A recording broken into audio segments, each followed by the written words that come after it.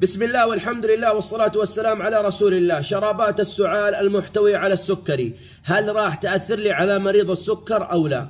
الإجابة: كمية السكر الموجودة في شرابات السعال المستخدمة لفترات قصيرة لن تكون ذات مشكلة كبيرة لدى مريض السكري إلا في حالتين.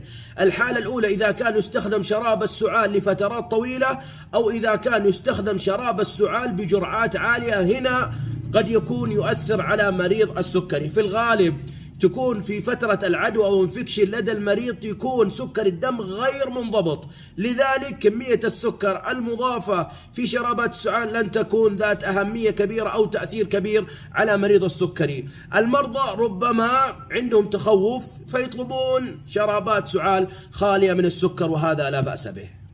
هذا الفيديو برعاية صيدلية الفردوس، نسعد بخدمتكم وتهمنا سلامتكم.